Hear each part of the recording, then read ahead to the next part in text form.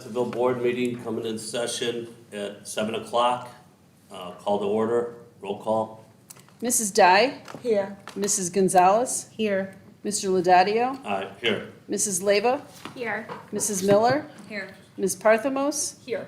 Mr. Stoltman. Okay, we got a quorum, pledge of allegiance.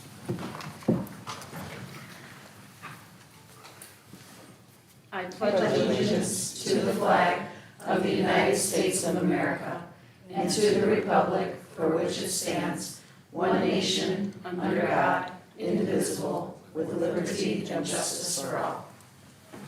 Okay, public comments, we have anything? I do not have any public comments. Okay, moving on, celebrations. Dr. McCoskey. Sure, we have one celebration to share tonight. We have a quick video that captures the generosity of the Bensonville Foundation. This year, they were generous enough to donate $8,000 to the school district in order to put on our end-of-the-year events for our preschool, our kindergarten, our fifth grade, and our eighth grade students. So there's a quick video to capture those events. You can look here or there, either one.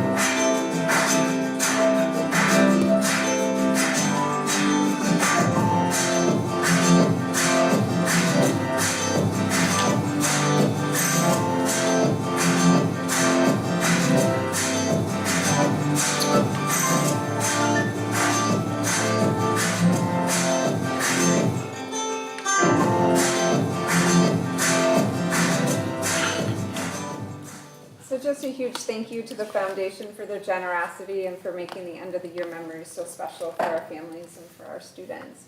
I thought maybe we could bring it to the foundation to share with them. Yeah, that'd be great. Okay, moving on, presentation, update from STR and Blackhawk renovations. Sure, so tonight we have Sandra and Colby here with us. In April and in May, STR and the district administration had 7 design meetings with various staff members, teachers, administrators. Each meeting concerned a specific area. So tonight STR is here to present the concepts and the preliminary sketches to these user groups. And we used that feedback to revise the drawings, and that's what you're gonna see here tonight. So Tim, if you just wanna pull up that PowerPoint. There we go. Thanks, everyone. It's nice being back. It's been a while. So I know Katie's going to brief you what we've been doing the last couple of months. I just kind of want to walk you through, but I also want to also say it's all in progress. Our intent is this summer we're doing a lot of field verification and coordination with all of our consultants and kind of refining the designs as we go. And actually next week is going to be our first package that we're issuing that collectively kind of shows a lot of our work that we're doing. So we're all on schedule we tried to use the first 2 months while teachers were still available to get a lot of their feedback as well. And then we're moving forward with the thought that we're going to be going out to bid with our documents in October so that potentially could be awarded at the November board meeting too. So that's kind of where we're at right now. I'm going to run through a couple areas like Katie talked about. We did some initial planning on the interiors when we did the flooring for this year's project, but we've developed it a little further since then. And then we kind of have some other components for all those different user groups that we talked about as well. So I'm going to start off with talking about the interior finishes and how we envision a lot of this. As you know, we are doing the flooring this year, so part of the feedback that we got when we did a lot of the focus groups was about unifying the space, making it more cohesive, as well as making it brighter and happier in a way.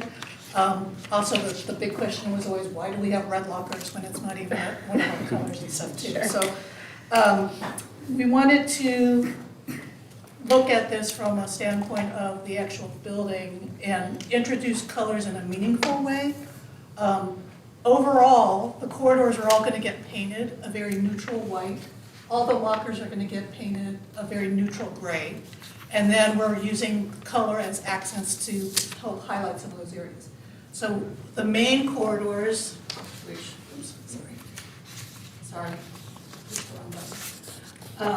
the main corridor is at this front. Here's the front entry to Blackhawk right now. So this main corridor on the south is what we're calling the green corridor.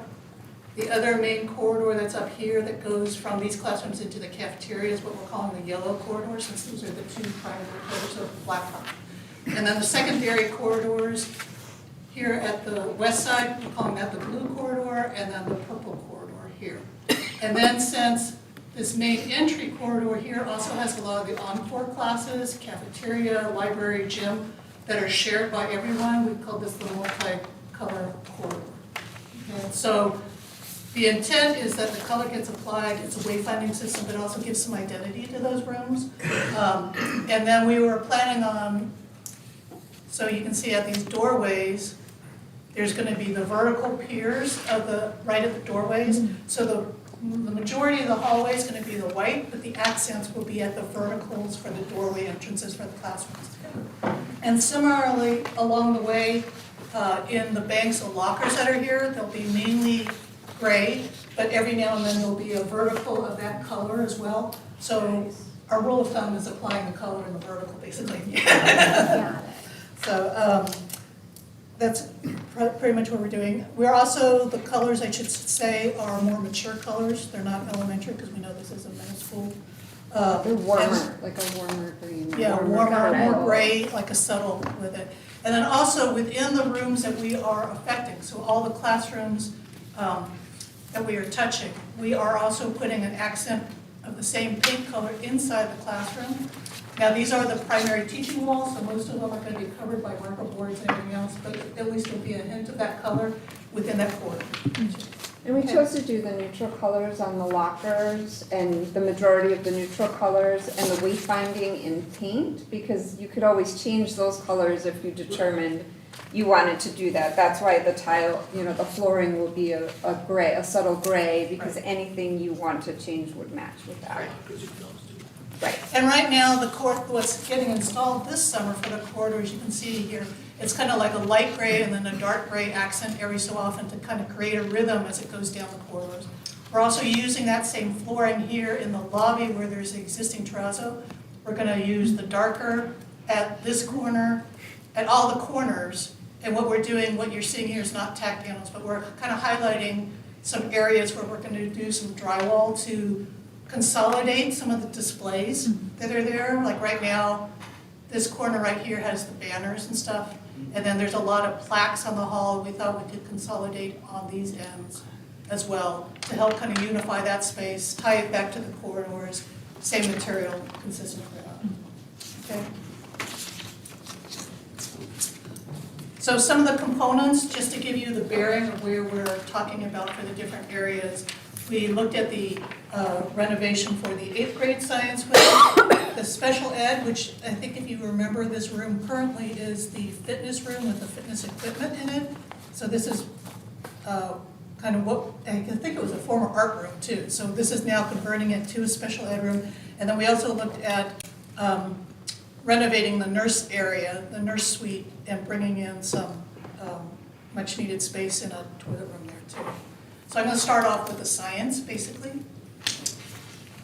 We met with the 8th grade science teachers as well as the 6th and 7th grade science teachers, getting their feedback from the other science classrooms that were done a couple years ago over here. And they similarly wanted the same thing. We're going to go ahead and give them the courtyard access, so we're putting in new doors where those windows are, the sinks along the corridor wall, and then a shared prep/storage space for some collaborative things that they use, flammable cabinets or whatever, that the two teachers can share. And then we're going to give a small storage room here with some sliding marker boards, similar to what we did at the elementary school, and also similar to one of the, I think it's the 7th grade classroom, science classrooms as well. So it's pretty similar. We're trying to use what was done a couple years ago as the basis for that design, and they seem all on board with how we're going to be dealing with that. The special ed area, we met with Dustin and a lot of his crew too. Again, this was the former fitness room, or that's the current fitness room, going to be turned over. One thing that we're doing too is we're kind of in this first zone, the corridor is out here, the entry door is here. And so what we're doing in this entry area is giving room for storage, but also making a life skills area. So like a little kitchenette with a refrigerator, a little countertop with seating on it as well. The toilet room was added here so they could have their own toilet room with a changing table. And then we have a small room that's a sensory room, just as a little alcove with a curtain, so that if a kid is overwhelmed, they can go and take a little break in there. And then the south portion here is more the general teaching area, which is going to be more like a general classroom. That's set up with an interactive display monitor. We've got some casework over here with some pull-up desks, but also the desks, the chairs could be moved, and they could be little caves and alcoves for kids if they want. And then lastly, we are also changing the door here. This is accessing now, will access the west courtyard, which is also part of the renovations that I'll get to in a minute.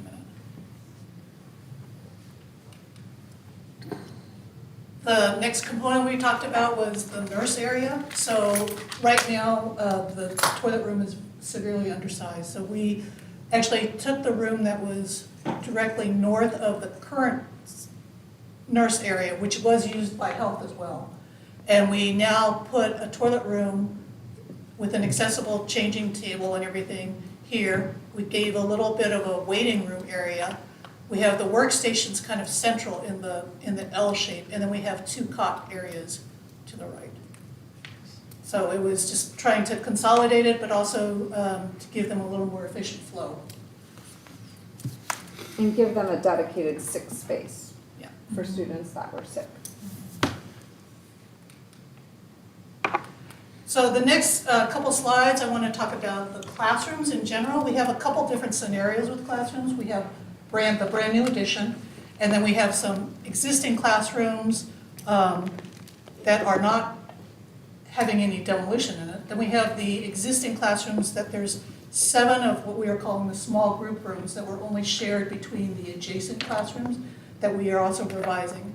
The flex spaces. Yeah, so we're kind of, the next series of slides has a couple things going on.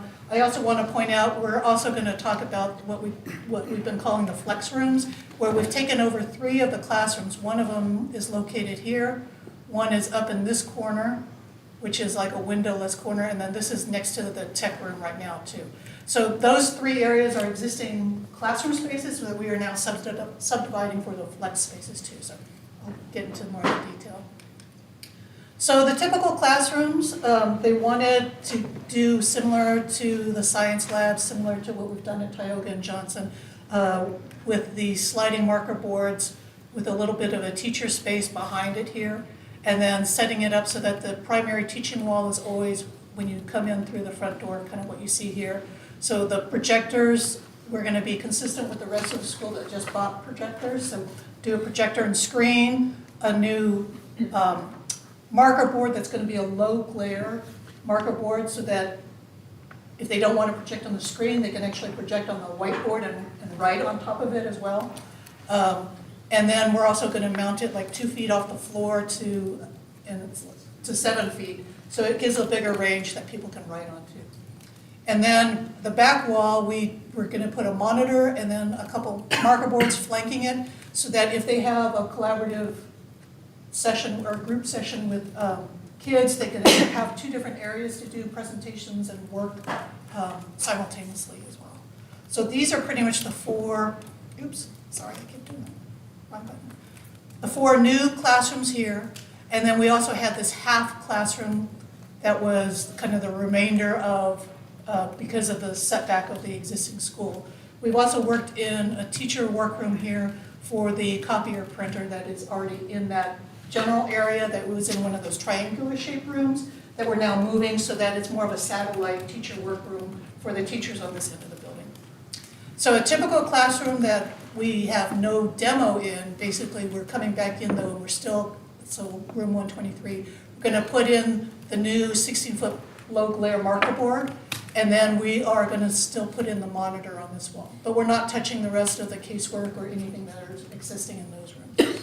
And then the flex rooms, what we're doing is we're dividing it into 3 sections. These are operable panels. This is showed in all the closed position. And then, so you could actually, we're adding doors at kind of the existing openings and adding a new one here where we need to, so that you can access each room individually from the corridor. If these are all closed, they stack on this wall here and on the south wall for this small one. So then it would be one big open room with 3 doors, which seems a little funky, but at least it could be used as a bigger classroom space if you need a bubble or something like that.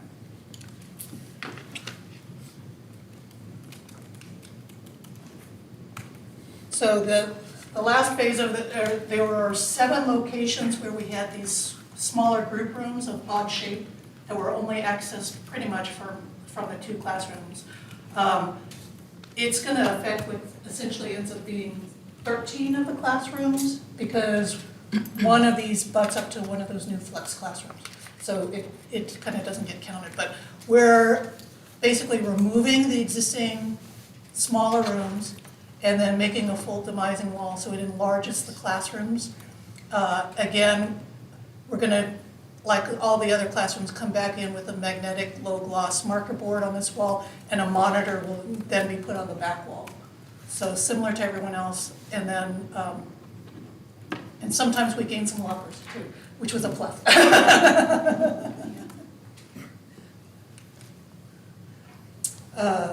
Then we also had a meeting and talked about the courtyard areas too. We have 2 courtyards. If you remember, the east one over here was built with the new deck when the science labs were done. We're leaving that deck in place. So I'm going to start off kind of talking about the west courtyard right now, which is going to get more overall work. As I mentioned before, each of the classrooms that are adjacent to it, we're adding new, we're changing out the windows and putting in the doors, so each of these classrooms now have access to the courtyard. We are showing it kind of with 2 zones. One, a more formal zone with some benches around a concrete pad, and then the more informal with some seating that kids can disperse a little more. The green that's kind of shown in here is going to be an artificial turf system. So it's pretty much low maintenance, artificial turf and concrete, and then the furniture. These little symbols are for single post sails. We wanted to be able to minimize the impact on the floor, so if it's a triangular sail, you have to have 3 posts. So we're trying to give a little more flexibility by... We also hope it will deter our ducks Yes. from coming into the courtyard and laying their eggs. So this, again, is the west courtyard over here. So again, as I said, the deck is remaining. We are going to do similarly with the sails, the concrete zone, and then the kind of the gathering zone. And this is the one new door that we're adding for that new special ed classroom. So these are just a couple images of what we're thinking of. So the concrete blocks that would be rounding out this more formal area. This is something similar to like with the sail shades. So they have some movement in them. They look like they're not just umbrellas, but they, again, they're on single posts. And then this is just kind of an image of some of these benches that look like rocks sitting in the artificial turf. So that's kind of the intent that we're... And the purpose of those is so that they're weather resistant, we don't have to store anything, nothing has to be brought inside. They're fixed in place. Yeah. Yeah. Do those have like a lifetime to them? Probably like 5 years or something like that? We can look at the warranties. I think those are the ones that are actually stone. Yeah, Is there I stones? think they're gonna be. I mean, I'm talking about the sail shades. Oh, the sunshades, I don't know what the sunshades warranty is. Oh, the the sunshade, sunshade. sunshades, we can get that information too, but. I'm not super curious, I'm just curious like how long, like What they will last. we all have had stuff like that, they only last so long, you know, Yeah, to but, I replace mean, them. they're made for commercial applications, they have UV fabric and everything else on them. Mhm. I think it depends on where climate and how much sun we have and everything else too. Yeah, I love them. Okay, and then the last section I want to talk about was our addition that's over in this north corner. Again, just a bearing, this is the existing main gym. This was the addition that was done in 2006 here. So we have a couple thoughts as we are trying to join up to this existing building as well as this existing building and how it kind of meshes together. One of the things that when we met with the PE as well as the administration and everything, one of the things that came about was, the whole intent was that the addition was going to be for the fitness equipment that we are moving from this room, that becomes a special ed over. And as we started talking through it, this is the existing small gym. It was a request that we actually make this the fitness room, which I think it was actually originally in 2006. Mainly because this room has a lower ceiling and they cannot even do any kind of volleyball practice or anything in that room right now. So we've decided to make the addition a new small gym. It doesn't have a full volleyball court, but we can give height to it and we can give a practice net and some, like an attack line and stuff like that. So we now make the new addition is now what we're calling the new small gym. And then we're moving kind of the fitness equipment into the existing small gym area, giving it some more storage. There was a closet that has weights and jump ropes and everything else, so that's what this storage is getting built out. And mainly, all of their equipment is fitting in here with all the stationary bikes, some treadmills, rowers, and then these squares around the side, they've got some of those stationary equipment, whether or not they're presses or flies or whatever, but that's what those represent. So those would be on the perimeter, and then the space in the middle would be the open space that they could put mats down or do yoga or whatever too.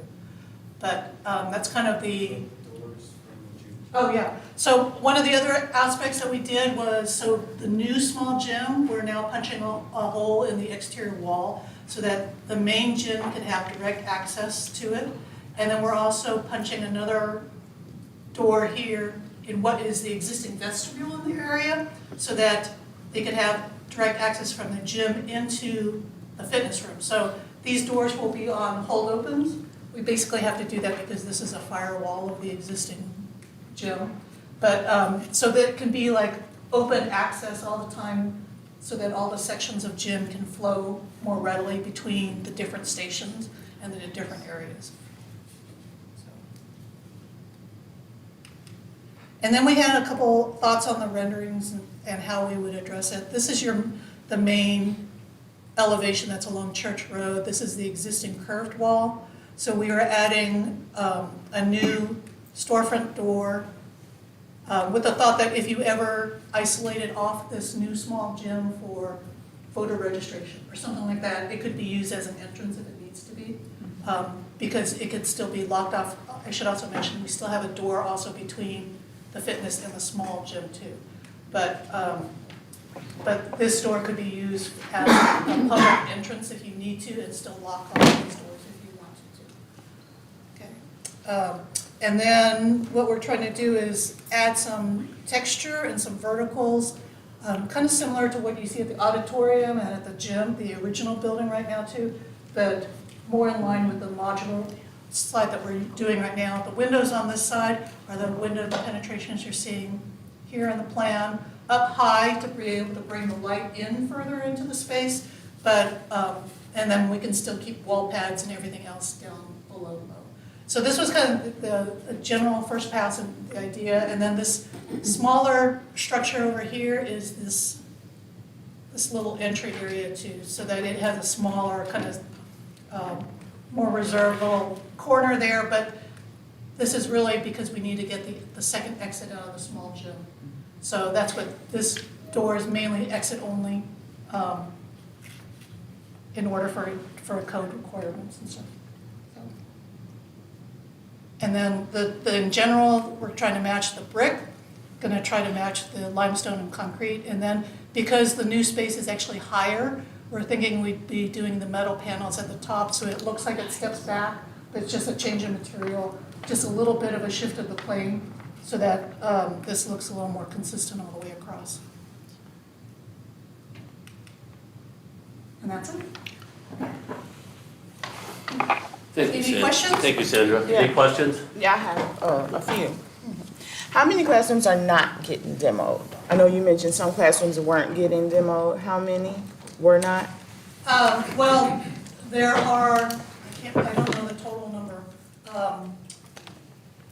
We are doing the 3 that are getting converted into the flex classrooms. And then there are 13 where we're taking the small rooms out. But the other rooms are all getting marker boards, so there is gonna be demo within all of them somewhere. Which just, we're not moving walls for those. Okay, and what are we doing? Are we doing new flooring and painting throughout, or are we just, like, I guess my concern is, I'm in a new classroom and I got new floors, new paints, and then this other person just has new whiteboards. Like, are we gonna do floors and paint throughout to make everything look fresh and new, or are we just, am I asking Part the of right the room will question? get painted, because anywhere we're doing the marker board, we're also doing the accent paint wall. And then they're also getting the new monitor, but as of now, we had not included painting for all of the rooms. And Okay. not flooring for And all not of them. flooring. And not either. new Not flooring for all of the rooms. Just the rooms that were in to do the renovating are the ones that would have new floors. Got it. Do we, in that old, I'm sorry, go ahead. Okay. In that old, in this section there, do we still have 9x9 tiles in there? We Yeah, do. in some rooms we do, yeah. Those are 9x9 asbestos tiles.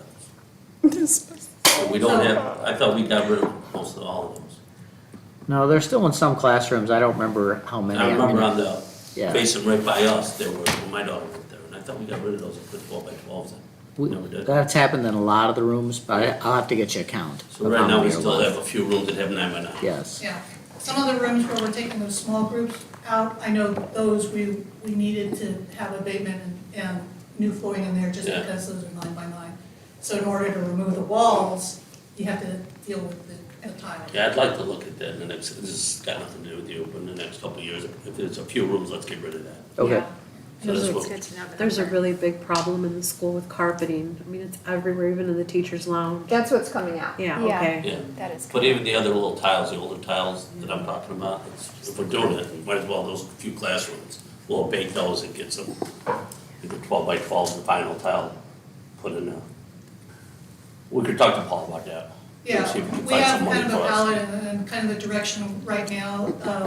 We are gonna put the same flooring that's being used in the corridor into the classrooms too. So you're putting that luxurious vinyl tile? Yeah, Is that what you're using? yeah. Okay. I like that, it's nice. All right, Paul, come up with a number for us if you can in the Yeah, other rooms. I will. Is it okay, guys? Yeah, I have a question. Jackie, but you said you had a few more. Or That you- was it. That was it? My concern was the difference between the new classrooms Yeah. and the old classrooms and how that would look. So- Is there gonna be some type of uniformity, or we're just new, old, you know what I mean? No, so all of the classrooms will have the projector and the panel and whiteboards And the new across. accent paint And the on the teaching wall. on the teaching wall, as well as we're looking at wireless technology throughout the whole building, so teachers are no longer tethered to their desks. They can move about the classroom. We're up for a refresh on their computers as well, so we're looking at touchscreens and ones that they can use stylus pens, so what they're doing on there can be projected onto the boards. And that'll happen in every classroom, no matter what. So the classroom functionality will be the same with furniture. The furniture will be new in every classroom, not just new classrooms. And also it's not a pretty picture too, but you know, we're also changing the school intercom too, so everything is also getting changed for that too. Right. My concern is gonna be as far as communicating to the community, if we have time-lapse videos, if we have renderings that we could share, if we have, you know, especially for orientation and, or like Black Hawk Bridge, or, you know, just even a virtual walkthrough would be great for parents who can't come to that, or for people who aren't at Black Hawk yet, but they're part of our community. Maybe even inviting our seniors to see it. So remember, this summer it will only be the flooring, so there won't be a whole lot to see. Right. But then after next summer would be more when we could do like a ribbon cutting type event and a tour, with the community. Right. And so I have two questions. This includes like new lockers, right? We're The painting painted the lockers. existing locker, and then we're providing some new lockers at the new classroom area too. So we're gaining, I think that we were somewhere around like 80 or 90 new lockers total, because of where we're, some of the areas that we gain with the flex classrooms and everything else too. Okay. And then is this also with the new classrooms? Did we decide that? I was trying to. Yes, it's with the 4 new classrooms. There's 4. I have a bit of a question, concern. I'm at the school quite often, and I noticed that there's when you're guided into the school to go to a certain room, there's nothing, there's no kind of like sign saying where the classrooms are. There's signs up saying where the lockers are, like locker, you know, a certain number to another number, so it's easy to get to the lockers, but sometimes it's kind of hard to find the classrooms. I don't know if, you know, if anyone else has had that problem, but there's no like finding certain rooms. Yeah, the signs are like not We on can the look at that. I'm walls. hoping that the color coordination of the corridors will also help in identifying, you know, go to the green hallway and turn left. Right, it'll kind be of- easier to talk about. Okay, yeah, That's cause one of it's the really things, hard one finding of some of the classrooms. Yeah. Yeah. Okay. Unless you're colorblind, then you, Yeah. then you're walking around. That's why we made sure. Right, you're in the Yeah. colorful section. It sounds Oh, like no. an intern project, like Yeah. to renumber that building, because it Yes. is very oddly numbered. Yeah. Thank You can find a locker before you can find a classroom. True. Any other questions, guys? No, thanks, guys, thanks, Sandra. Thank you. Okay, moving on, strategic plan, update. Yeah, so tonight we're going to share an update on the year 1 progress from the strategic plan. What you'll see tonight is not an exhaustive list of what's been completed, but rather the highlights of our bigger projects that have been completed this school year. Remember that our strategic plan is 5 years, so this is year 1 of a 5-year plan. We've included some of the 5 essentials data that has been reported back to us relative to our parents and to our teachers. So you'll see that tonight. Again, it's not the entire 5 essentials report, but rather the indicators that we determined in each of those categories that we were going to use to show progress in our plan. So as you know, we have 4 categories of our strategic plan: climate and culture, curriculum, staff and retention, and then finances and resources. Some of the work that's been done under climate and culture is streamlining the regular communication that comes from my office as well as from principals to staff and to families. There has been regular communication weekly to staff and at least monthly to parents that are coming home from principals. Improved communication and supports to families to limit the language barrier. So many of you have been at the events where we had simultaneous interpreting happening at our events so that we can include more of our families. We'll also at one of the upcoming meetings share with you our board meetings are streamed, but when we record those and put them out on the website, parents could actually pick the language that they want it translated in. So Spanish, Polish, you know, they can pick that language and they can listen to the board meeting that way as well. We worked hard to put together our end of the year recognition event so that we could start recognizing our retirees, our years of service, our staff who has obtained tenured. And then our schools also have done shout outs at their staff meetings where they give people an opportunity to share and acknowledge their personal or their professional events that are happening. So from our 5 Essentials report, this year we had the highest number of teachers respond to the survey, and that was intentional. We worked really hard so that we could have a baseline from the 5 Essentials. In the past, we had teachers roughly at about 50% that were responding.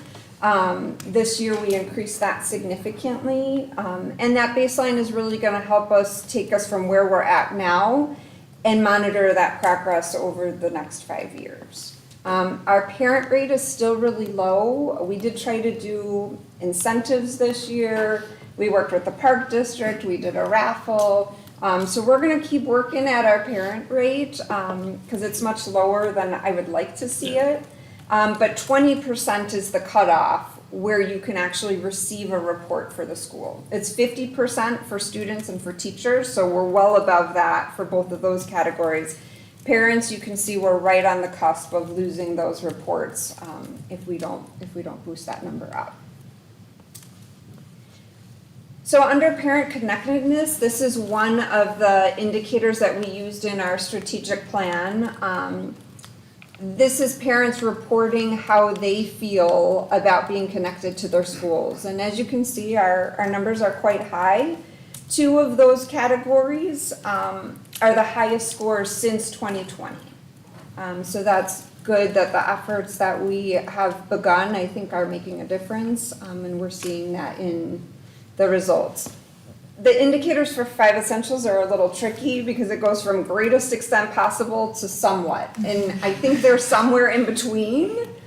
And people can go on either side of that. So we don't get to decide how they label that. That comes from the state.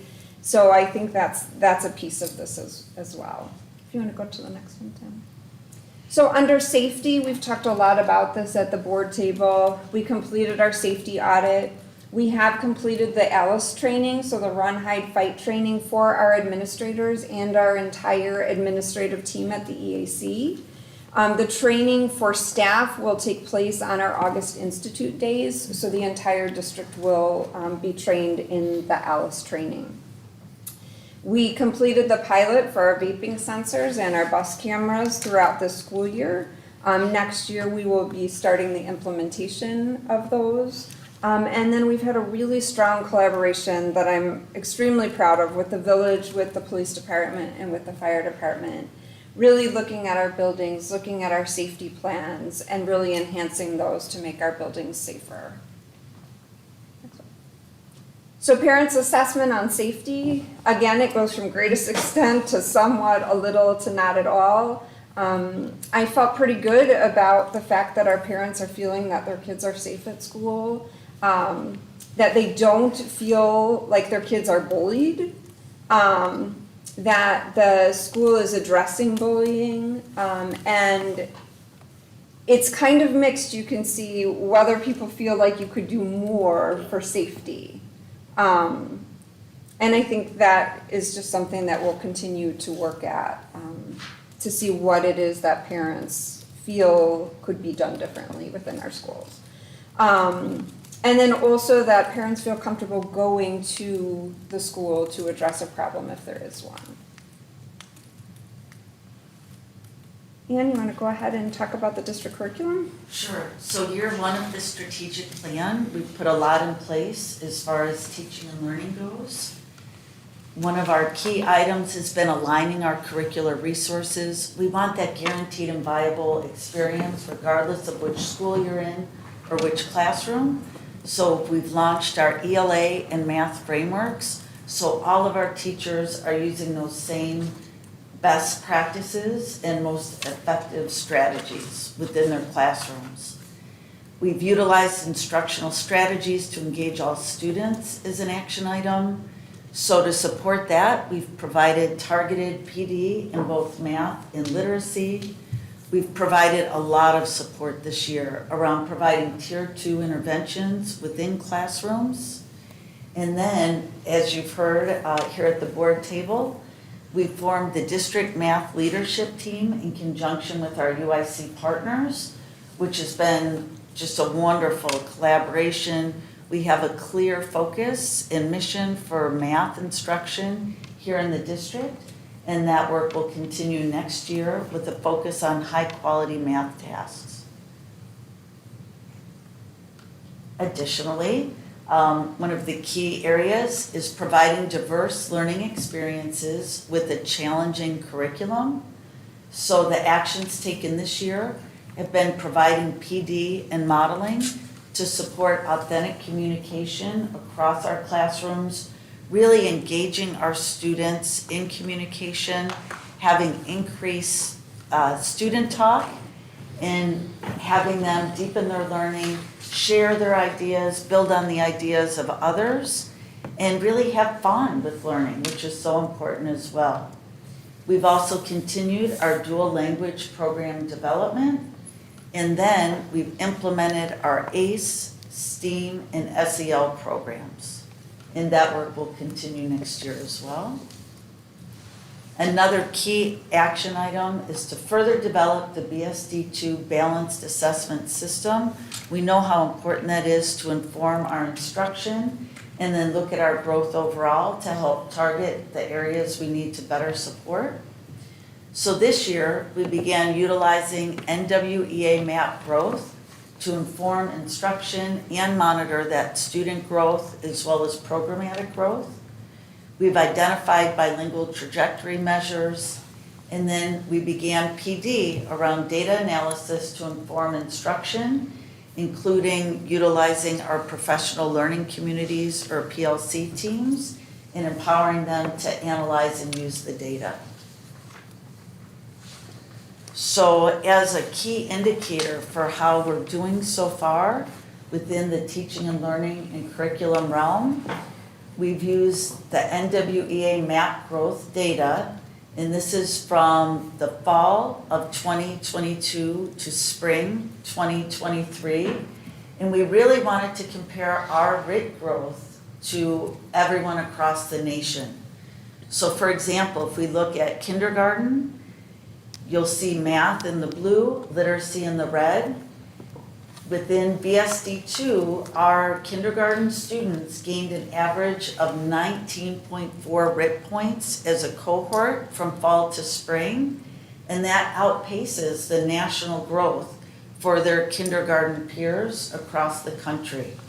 And that's something that is a really big deal. We have a lot of room to grow academically with our academic scores, but the growth is what matters. If the kids are growing and they're growing more than the national average, that means that our students' academic scores, achievement scores, are going to start to increase at a more rapid rate. And so when you think about us stepping out of the pandemic, this is a lot of really good data for the district to be celebrating, that our students are actually outperforming the national growth that they're seeing in many of our grade levels. Right. Everywhere you see that green box is where we've outpaced the national growth. And that's the data just from this school year. So from fall to spring is what's showing you that growth. So in 1 year's time, our students are superseding that national average in many of our grade levels. The ones that aren't, if you look at those numbers, they're like right there. Very close, yes. And so I think that that's something that our teachers and our administrators should really be proud of. No, definitely a true celebration, and it shows the work that we're doing through the strategic plan is helping to move us in the right direction. And then Tim, if you go to the next slide. We also want to break out for our dual and sheltered bilingual program. And again, some really solid growth there as well. And we'll continue to utilize this data to inform our second year within teaching and learning and continue on with our action plan. Okay, so in staff retention, we have a really big focus on recruiting, hiring, and retaining quality staff. We've begun engaging in a lot more job fairs to attract diverse candidates. We're in the process of implementing consistent hiring practices, meaning across the district we're asking the same kind of questions, we're using the same protocols. That we've developed staff recognition events for our staff, but also incentive plans for our classified staff, and the board has had a huge part in making that happen. And then we've also worked hard to increase training for our staff and tailoring that training based on what they need. The district offers something called BUs, Bensonville Universities, and those are opportunities after school, on the weekends. Our MTSS director has gotten really creative, and she's been offering some at like 7 in the morning and others at 8 o'clock at night. Some of them are virtual, some of them are in person, and it's really to increase staff's strategies and supports within the classroom and gives them that opportunity. It is time sheeted, that's time sheeted after school. It's usually about an hour, hour and a half. Training on different areas. Some of it's the analysis of data, like map data you just saw. Others is sheltered instruction strategy training so that teachers have strategies to make content more comprehensible. She's also been doing them at 8 o'clock in the morning on a Saturday, and that might be virtual. So, teachers who have children at home, they can do it before they start their day. So we've been really cognizant to the needs of our staff and try to provide those opportunities in different ways. So school commitment, this is teacher reported data. Of course, I want to see much, much higher numbers in that strongly agree category. But I think when you look at agree and strongly agree, our numbers are really high. 82% of our teachers feel that they're very loyal to their school.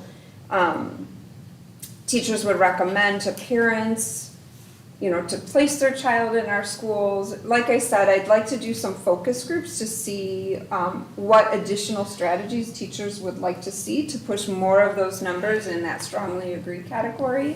But that's work that we'll do in year 2. And then finance and resources. As the board knows, because you've been a huge part of it, we're developing and designing the renovations for Black Hawk.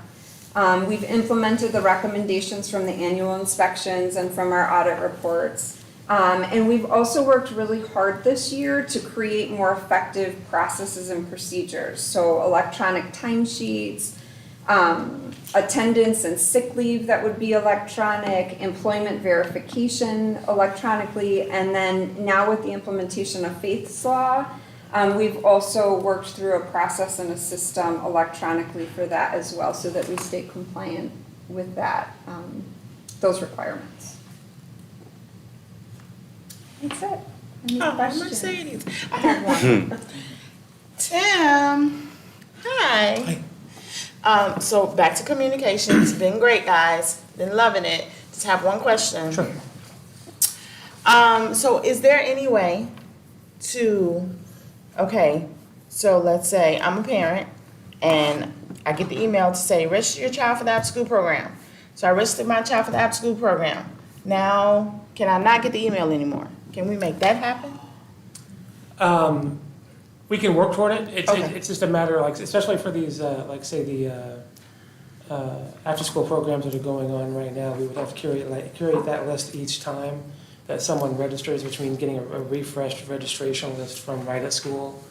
Not just after school, but anything, register your child for school, do this, just once I've done it, maybe not get the email. Yeah, the challenge then is having probably Andy Chu, our data analyst, get that information as to who's registered for us so that we can then go in and create individual mailing lists to make certain that people who have already registered don't receive that. Oh, so there's something we have to do manually. There's not like a program or something we can just. There's nothing automated about it at this point. We would have to. Okay, don't do that. Don't do that. I was just wondering. Don't do that. But in So certain one thing we programs, are moving towards in the registration packet is asking parents, because one of the pieces of feedback we received is when you get a a communication, it comes to your email, it comes to your text message, it comes to multiple places where parents will be able to choose how they want to receive the communication. So if you just want it through text messages, you can pick that, and it would just come that way. If you want it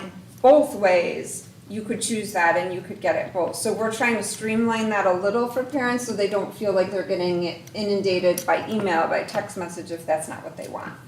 I have feedback on that, but I could just give that to whomever you're working on with that. Okay. I got a quick question. For absentees and timesheets, we use Frontline, ASAP? We do currently, yes. Is that an HRS payroll system too, or no? Is that what? Like payroll or back end? Not right? No. payroll. No, we use ASAP for substitute Subs. management, but not for timesheets, right? Oh, you don't? No. And right now, we're in the process of moving to something called Red Rover. Okay. And that will take over the electronic timesheets and then the inputting of like sick, vacation time, all of that. Frontline does all that too, that's why I thought you used everything. Well, That ASAP, Frontline. so then on that, so is that what so then the students, like their report cards this year moved to electronic? Yeah, Yeah. not those absences, we're talking about Talking like about teachers, teachers. substitutes. Yeah, but Yeah. like switching gears, because that is also like difficult to understand. The Power School report cards? Yeah. They're all not in their heads, so obviously it must be. It's not been the easiest transition. I mean, it's not a complaint either, it's just waiting for it. So like, I think it took a while to get going and then it was better, and then all of a sudden you're like, wait, I thought it was gonna get better. Meaning what? I think that the information that you get is not a lot. It's kind of like hard to understand like how your kid is actually, your student is doing. So because you're not seeing something inputted by the teacher, or because it's hard to understand in Power School? Or is it Maybe it's a both? combo too, because there's so many different, so I don't know if it's like I don't know what part of it is that's the issue. But I can show you, like as a parent, what you see, Mhm. and then. I don't know where to find anything. There's so many different options to click, and most of them are empty. Okay. You know what I mean? And there's only a couple places that actually have information, and so you're like, Searching. well, why aren't any of these filled out? This would be great to know. Is that It more makes like you- in the grade book? It's a Yeah. it's all Is the it? same, really. It's a lot of empty. I didn't say anything about it because I got mine in the mail, so I just read it in the And I mail. think middle school that changes. It does change it It for middle does. school. Oh, Yeah. well, there you have it. Yeah. We haven't got there yet. Yeah, I mean, you know, I don't want anyone to feel like they have to do more work, but if there's just, sometimes I think with some of those kind of programs, you could click a button and turn off what people see. Well, they can look into it. Yeah, It sounds like it's a little, definitely, yeah. little So challenging for people, so. it's more complicated than it needs to be, but sometimes I think the attendance on there is confusing to understand too as a parent, because you're like, how does this even, it doesn't The make attendance sense page 2 in Power necessarily. School? For the kids. For the students, like if you're a parent, you know. It Okay. doesn't match up with what I believe is the case, you know, I see, okay. so it's like you're trying to understand, like, well, were they at the, We'll give you something to do. were they pulled by a counselor, were they in the principal's office? Not that my kid ever would have that happen, because they're perfect, of course, but, where were they if they weren't in class, or, I don't know. I don't know what I'm supposed to know. As a parent and what I'm looking at, Sure. We can look so, into that for sure. yeah. So. Any other questions? No? Let's move on. Thank you, guys. Good job.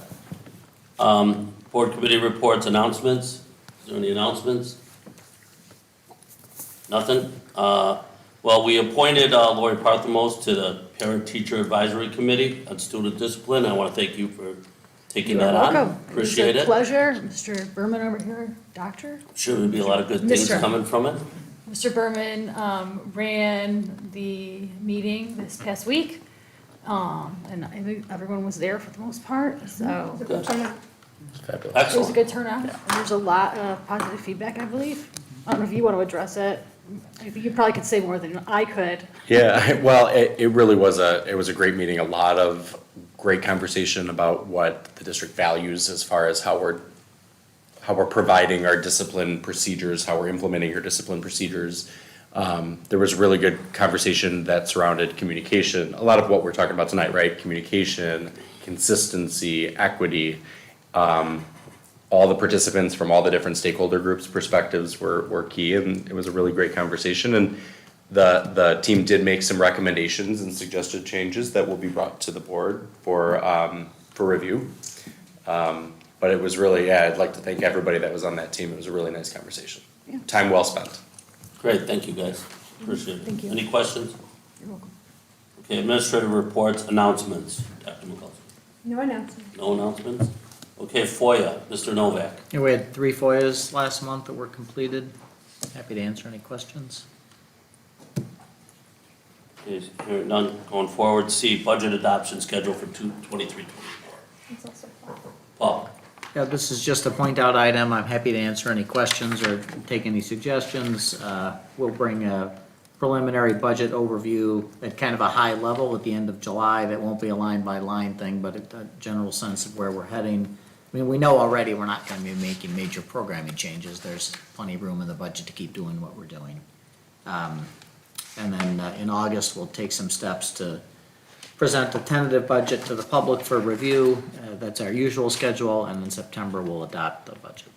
Okay, thank you, Mr. Novak. Any questions on anything? Hearing none. Consent agenda items. Anybody got any questions or want to pull anything out of that? Hearing none, do I get a motion to approve the consent agenda? I motion. Second. Okay, roll call. Mrs. Dye? Aye. Mrs. Laudadio? Mrs. Lavo? Here! I'm sorry. Mrs. Gonzalez? Aye. Mr. Laudadio? Aye. Mrs. Miller? Aye. Ms. Parthamos? Aye. Mr. Stolman? Oh, he's absent. Sorry. Okay, So I just wanted to take a okay. minute to introduce Jamie to the team. Mr. Hogue has a master's degree in educational leadership, master's of science degree in educational psychology, and a bachelor's degree in English. He's currently working on his doctorate in philosophy, and he's been chosen as the assistant principal for Blackhawk Middle School. He has extensive experience with social emotional learning, restorative justice, and strategies that support at-risk students. His passion about student learning and parent and community engagement was extremely impressive. His interview reflected his passion for student learning, for academic success, and his desire to build two-way communication between the home and school. And we're super thrilled to have him joining our team. welcome aboard. Congratulations. I don't know if anybody has any questions for Jamie, but Any I have questions? one. I noticed that your start date was late, like later in the summer, right? July 1? It was July 1? Oh, I thought it was closer to August, and I was like, we got it. Well, assistant principals, their contract starts July 1 month. through June 30th, but they work a different schedule because they're 11 months. So that's why it's always a little later. I was like, can we get him earlier? We July have to work take Pay over you for an there. extra month. Come on. I feel the same way. Sorry, I tried. Any other questions? All right, conference, action. Did you have a question? I just said welcome. Conference action items, approved food service contract for 2023-24. Mr. Novak. Yeah, I'm presenting here for hopefully your approval, the food service contract with Sodexo. It's for 1 year. It followed the process that I talked about with the board a couple of months ago. I got a lot of help from Sodexo designing higher quality meals, It was really, really helpful, but this year of all years we've been doing this, ISB decided to let us negotiate with our partners instead of do a sealed bid. In a sealed bid, I design the menu, okay? That should not give you good feelings. In this process, you can negotiate with the partner. In the sealed bid process, if we had gotten Sodexo's help designing the menu, then they would have been disqualified from bidding. So it's a real struggle. This was just perfect because it was the year that I was recommending higher quality meals. So I'm really excited about that. I hope you took a look at the menu. There are a couple of new items every single day on a 5-week cycle, which is really good. We can change the menu anytime we want after the 5 weeks are up. There's a great deal of control in the district for doing that. Sodexo's always been a good partner, so I'm not concerned about it, but we do have that ability, just so you know. Is that You good? looked a lot healthier. Is that gonna Nice. be going on all the time now? Could we do that, or do you? No, we have to do the Look sealed back. bid but if I'm happy with this menu, then I'm just gonna pick it Go up back and and drop then throw it it in, in. yeah. Drop it into the sealed bid Okay, so process next year we next have to year. go back. Right. Yeah, we have to go back to sealed bidding next year, Okay. right? Any other questions? Can I get a motion to approve food service contract for 23-24? Motion. Second. Okay, roll call. Mrs. Parthamos? Aye. Ms. Gonzalez? Aye. Mrs. Dye? Aye. Mrs. Miller? Aye. Mrs. Leva? Aye. Mr. Struggling Ladario? with that name today. What's going on over there? Now it's in your mind, you can't stop. Just call me Mrs., that's fine, I don't care. I'm comfortable. Okay, moving forward. B, approve meal prices for 23-24. Mr. Novak. Here, part 2 of the meal program. What we just covered was the district's contract with Sodexo to receive meals. Now we're on the other side of the equation, how we sell them to students. Most of them are sold to students in the free lunch program, and so this memo has nothing to do with that. This is about the students that are paying for either breakfast or lunch, and also for staff. We don't charge the highest possible price. We're trying to keep lunches affordable for the students that have to pay for them, so you can see that the recommendation for full pay students is $1.90 for breakfast, which is about the same as what the meal costs. And for lunch, it's $3.50, which is slightly less than what the meal costs. We can afford that, and so my recommendation is that we do it on that basis. $3.50 is still an increase over the year before. Any questions? Hearing none. Do I get a motion to approve the meal prices for 23-24? Motion. I'll second. Roll call. Mrs. Dye? Aye. Mrs. Leva? Aye. Ms. Parthamos? Aye. Ms. Gonzalez? Aye. Mrs. Miller? Aye. Mr. Ladario? Yeah, girl. Aye. Okay, C, resolution adjusting 22-23 budget. Right, the district's financial year is about to close on June 30th, and one of the last steps that we take every year is we check to see whether any of the accounts that we have are over budget. There are a small number of accounts that are over budget. You can see that what we're recommending here is a transfer from the accounts that are under budget to the accounts that are over, so that we can stay. The overall transfer is very small, altogether adds up to 0.5% of the budget, so we didn't really have any serious surprises. Very good, Paul. Any questions on that? Hearing none, could I get a motion for the resolution adjusting the 22-23 budget? Motion. Second. Roll call. Is it Mrs. Miller? Mrs. Miller? Aye. Ms. Parthamos? Aye. Mrs. Dye? Aye. Mrs. Gonzalez? Aye. Mr. Ladario? Aye. Mrs. Leva? Aye. Okay, do we have any new business? No new business, hearing none, do we have a closed session? Yes. All right, we're gonna go into a closed session, so, that's where we're moving now. We need to recite the purpose, right? Yeah, what are we doing it Do we have for? more than one here? Okay, we're gonna go into closed session for the placement of individual students in special education programs and other matters related to individual students. B, also to consider performance of certain staff, and C, to discuss other permitted under the Open Meetings Act. So would you ask for a motion for A and then a motion for B? I'm afraid. We have- I Do we recommend have doing one them for separately. each? We don't have one for B, just A. Wait, Oh, just for A? Just for A? Yeah. Just for A. okay, could I get a motion to go to closed session for A? I'll motion to go to closed session. I'll Say second. why? Yeah, for the individuals. For the Oh. placement of individual students in a special education program and other matters related to individual students. Okay, you motion? I'll motion to go into a closed session to talk about a placement of individual students in special education programs and other matters relating to individual students. I'll second. All in favor? You have to roll call that. Any roll call? Ms. Parthamos? Aye. Ms. Leva? Aye. Mrs. Dye? Aye. Mrs. Gonzalez? Aye. Mr. Laudatio? Aye. Mrs. Miller? Aye.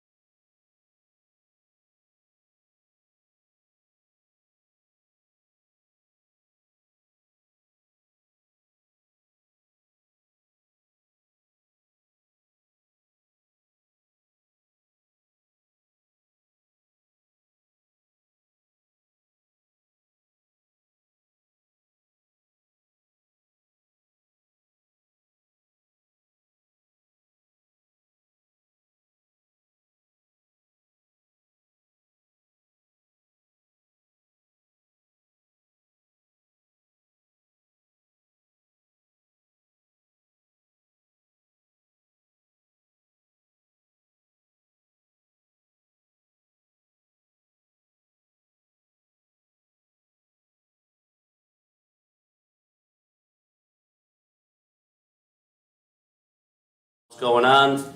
Do I get a motion to, ready? Motion to, close the meeting. Motion. Oh, go ahead. Ms. Miller. Do I get a I'll second? Okay, all in favor? Aye.